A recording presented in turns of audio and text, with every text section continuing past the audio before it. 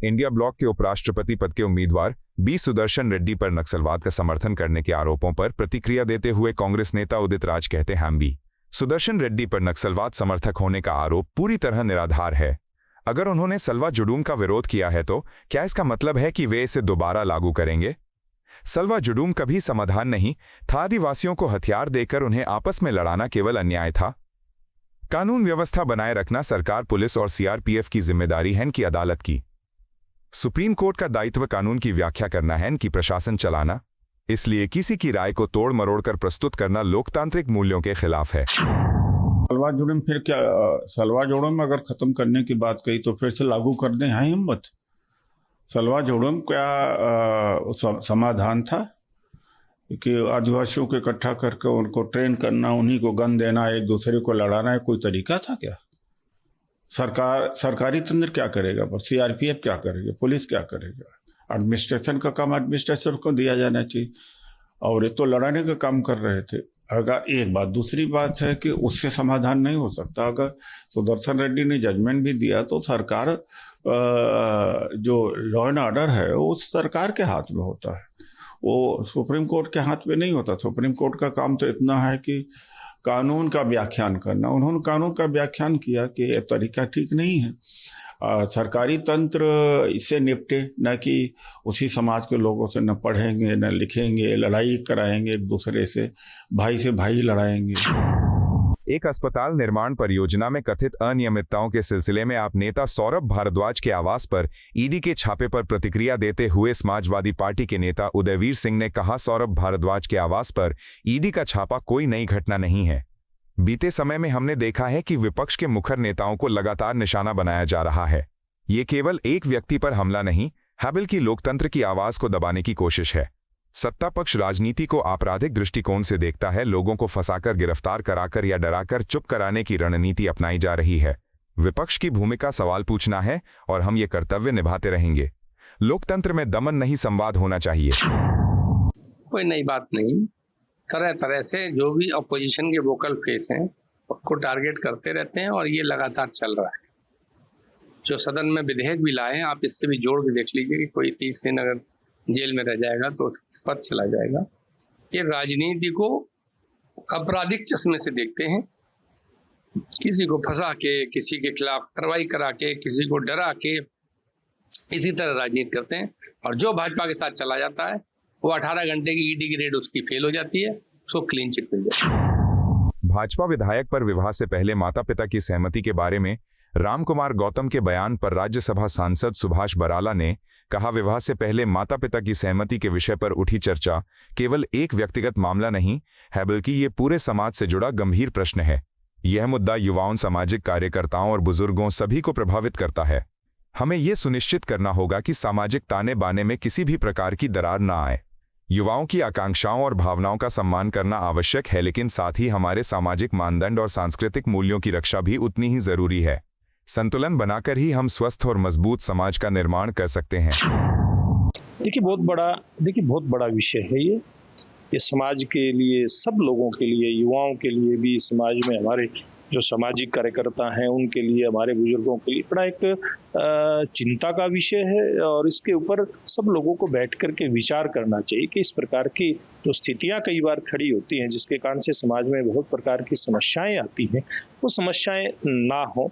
एक तरफ जहां युवाओं की अगर भावना का ख्याल किया जाए, तो दूसरी तरफ सामाजिक मर्यादाओं का भी ख्याल रखना चाहिए। कहीं किसी की भी वजह से समाज के अंदर हमारी संस्कृति को ठेस नहीं पहुंचनी चाहिए, हमारे सामाजिक वातावरण को कोई नुकसान नहीं होना चाहिए।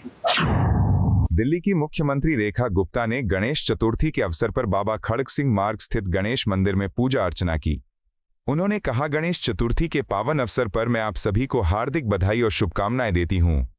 आज मैंने बाबा खड़ग सिंह मार्ग स्थित गणेश मंदिर में पूजा अर्चना कर भगवान से प्रार्थना की कि वे हमारी सभी बाधाओं को दूर करें और हमें शक्ति प्रदान करें। भगवान गणेश विघ्नहर्ता हैं, वे सदैव अपने भक्तों का कल्याण करते हैं। मैंने प्रार्थना की है कि दिल्ली निरंतर प्रगति के पथ पर आगे बढ़े और यहाँ के नागरिकों का जीवन सुख समृद्धि से परिपूर्ण हो। हम सब मिलकर अपने शहर और देश को नई ऊंचाइयों तक पहुंचाएं। सभी देशवासियों को, दिल्ली वासियों को, सभी को गणेश चतुर्थी की बहुत ढेर सारी शुभकामनाएं, बधाई। प्रभु हमारे देश के सभी काम निर्विघ्न संपन्न करे, दिल्ली को प्रगति की राह पे लेके जाए और किसी भी प्रकार की कोई विघ्न हमारे विकास पथ की इस राह में ना आए, यही मैंने प्रभु के चरणों में कामना की है। और गणेश जी महाराज अपनी कृपा हम सब पे यूं ही बना के रखें। धन्यवाद। अमेरिकी टैरिफ लागू होने पर जदयू प्रवक्ता राजीव रंजन ने कहा, अमेरिका द्वारा टैरिफ लगाए जाने की खबर आई है, लेकिन हमें अपनी अर्थव्यवस्था की बुनियादी ताकत पर पूरा भरोसा है। भारत एक उभरती हुई शक्ति है और हमारे पास विशाल घरेलू बाजार है। हमें यही देखना होगा कि इस चुनौती को अवसर में कैसे बदला जाए। आत्मनिर्भर भारत का सपना तभी साकार होगा जब हम अपने घरेलू उद्योगों को मजबूत करें और छोटे उद्यमियों से लेकर बड़े उद्योगपतियों तक सबको प्रोत्साहन दें। हमें निर्यात बढ़ाने के साथ साथ घरेलू खपत और उत्पादन को भी समृद्ध करना है। यही भारत की असली ताकत है। देखिए, दुनिया की 2 प्रतिष्ठित रेटिंग एजेंसीज ने, जिसमें फिच और S&P शामिल हैं, टैरिफ प्रकरण को लेकर भारतीय अर्थव्यवस्था के 6.5% के ग्रोथ रेट का अनुमान लगाया है। और इसकी वजह बिल्कुल साफ है कि हम अपनी अर्थव्यवस्था के फंडामेंटल्स को लेकर आश्वस्त हैं कि जो अंतर्निहित क्षमता है भारतीय अर्थव्यवस्था की और जो घरेलू बाजार है उसको और समृद्ध बनाना है। दूसरी तरफ दुनिया के 50 ऐसे मुल्क हैं जहां अमेरिकी बाजार में हमारे उत्पादित सामग्रियों पर टैरिफ लगने के बाद जो मुश्किलें वहां आ सकती हैं, तो विकल्प के तौर पर इन 50 देशों से बेहतर निर्यात की संभावनाओं पर भी हम काम कर रहे हैं। वकीलों की हड़ताल पर नई दिल्ली बार एसोसिएशन के सचिव एडवोकेट तरुण राणा ने कहा, वकीलों की हड़ताल को लेकर हमारा रुख बिल्कुल साफ है। हम पहले दिन से कह रहे हैं कि केवल आश्वासन से काम नहीं चलेगा, हमें लिखित में ठोस जवाब चाहिए। उपराज्यपाल कार्यालय द्वारा जारी अवैध अधिसूचना न केवल कानून के खिलाफ है बल्कि वकीलों के अधिकारों का भी हनन करती है। जब तक ये अधिसूचना वापस नहीं ली जाती, हमारा विरोध जारी रहेगा। बातचीत का रास्ता खुला है, लेकिन हमारी मांगों पर ठोस कार्रवाई जरूरी है। हम आज से अपना आंदोलन और तेज करेंगे ताकि न्याय व्यवस्था की गरिमा सुरक्षित रह सके। आज जहां तक बनने की बात है, तो पहले दिन से हमने कहा है कि केवल कोरे आश्वासन से काम नहीं होगा, हमें कॉन्क्रीट रेस्पॉन्स लिखित में चाहिए। और ये जो गैर कानूनी और ये जो एक जन विरोधी अध्यादेश जारी किया हुआ है LG ऑफिस से, जब तक ये वापस नहीं होता है तब तक इस प्रोटेस्ट को हम जारी रखेंगे। और जहां तक बात का है, बातचीत का सिलसिला बिल्कुल कल भी जारी रहा और कल रात को 9 बजे तक हमें पूरी उम्मीद थी कि वहां से लिखित में कुछ आने वाला है, जिसकी वजह से जो कल रात को 9 बजे कोऑर्डिनेशन कमेटी ने जब लिखित रेस्पॉन्स नहीं आ पाया तो हमने दोबारा ये सर्कुलर जारी किया कि आज भी उसी तरीके से जारी रहेगी, बल्कि आज से इसको और इंटेंसिफाई किया जाएगा। सर, कल LG का पूरा जो है वो जलाया गया 30 तारीख कोर्ट में, कई जगहों पे जाम किया गया अदालतों के बाद। आज क्या रूपरेखा होगी, क्या रणनीति होगी आपके जो प्रदर्शन? जितना कल तक था उतना तो है ही है, लेकिन आज इसको और थोड़ा इंटेंसिफाई किया जाएगा। कोऑर्डिनेशन की जो मीटिंग कल शाम को हमको तय करके जो डिसाइड करना था, क्योंकि हमको एक काफी सीनियर लेवल से ये आश्वासन था कि भाई आज कुछ होने की संभावना है कि आज इसका रेजोल्यूशन हो जाएगा, तो कल आज की रणनीति हमने कल रात में तैयार नहीं कर पाए, लेकिन आज अभी ये कोऑर्डिनेशन मीटिंग बैठी हुई है और उस मीटिंग में हम बिल्कुल डिसाइड करेंगे कि अगला कदम जो भी होगा उसमें पूरे दिल्ली का वकील एक साथ एक ही जगह पर कुछ न कुछ इस तरीके का प्रदर्शन जरूर होगा कि जिससे ये जो आवाज है जन विरोधी कानून की वो बहुत ऊपर तक जाए और सबको पता चले। कांग्रेस सांसद इमरान मसूद ने कहा, आज से अमेरिका ने भारत के निर्यात पर 50% टैरिफ लागू कर दिया है। ये हमारे व्यापार और उद्योग जगत के लिए एक बड़ा झटका है। दुर्भाग्य की बात यह है कि भारत सरकार चुपचाप ये सब सहन कर रही है। राष्ट्रपति ट्रंप लगातार हमारे खिलाफ बयान देते रहे, हमारी अर्थव्यवस्था को चोट पहुंचाते रहे, लेकिन भारत ने एक शब्द भी जवाब में नहीं कहा। ये झुकने की राजनीति है, इनकी आत्मसम्मान की। हमें मजबूती से अपनी बात रखनी चाहिए थी और देशहित में ठोस कूटनीतिक कदम उठाने चाहिए थे। देखिए, पूरी तरीके से हमारी जो विदेश नीति है उसकी फ्लॉप होने की कहानी लिख रहा है। हमने अमेरिका के सामने अपने आप घुटने टेके हुए हैं बिल्कुल, और ये बहुत खराब स्थिति है। ट्रंप साहब लगातार हमारे खिलाफ बोल रहे हैं, लेकिन हमारी तरफ से आज तक एक शब्द भी नहीं बोला जा रहा है। तो हमारी समझ में नहीं आ रहा है, हम अपने दोस्तों को, जो हमारे दोस्त थे या दोस्त बन सकते हैं, उनको इग्नोर करके अमेरिका को क्यों प्राथमिकता केवल देने का काम करते हैं।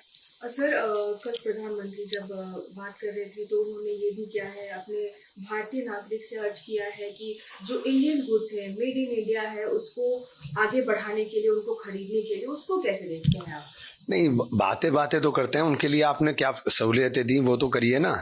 आप इंडियन गुड्स के लिए क्या सहूलियत दे रहे हो वो तो दीजिए ना। ऐसी स्थिति में सरकार को सपोर्ट करना चाहिए, तो आप क्या सपोर्ट कर रहे हो? आम आदमी पार्टी की दिल्ली इकाई के अध्यक्ष और दिल्ली के पूर्व स्वास्थ्य मंत्री सौरभ भारद्वाज ने ईडी द्वारा उनके परिसरों पर की गई छापेमारी पर कहा, आज मेरे आवास और परिसरों पर ईडी ने छापेमारी की।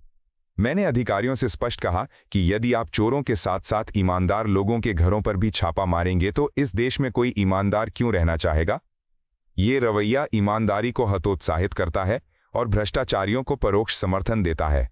लोकतंत्र की नींव पारदर्शिता और ईमानदारी पर टिकी है। यदि सरकार की एजेंसियां राजनीतिक दबाव में काम करेंगी तो ये व्यवस्था के लिए घातक होगा। हमें उन लोगों को सम्मान देना चाहिए जो ईमानदार रहकर व्यवस्था को मजबूत करना चाहते हैं। जब सुबह छापा पड़ा तो मैंने ईडी वालों को बोला, यार एक बात बताओ, अगर तुम चोरों के अभी छापे मारोगे और ईमानदारों के अभी छापा मारोगे तो कोई क्यों ईमानदार रहेगा? फिर तो हर आदमी कहेगा हम भी लूट ले। बस जब सबको तुम्हें चोर की स्टैंप लगानी है, फिर तो तुम तो देश के अंदर ईमानदारी खत्म कर रहे हो। तुम तो किसी आदमी को, किसी नेता को ईमानदार रहने का कोई क्रेडिट नहीं दे रहे, सबको चोर के ऊपर आपने स्टैंप कर रखी है। तो मेरा मन बड़ा दुखी था सुबह, बेटी का चेहरा देख रहा था, सोच रहा था कि बेटी पता नहीं स्कूल में जाएगी, बच्चे मजाक उड़ाएंगे।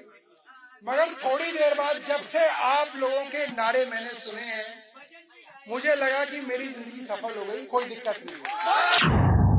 मतदाता अधिकार यात्रा पर भाजपा सांसद जनार्दन सिंह सिग्रीवाल ने कहा, लोकतंत्र की सबसे बड़ी ताकत है जनता का वोट।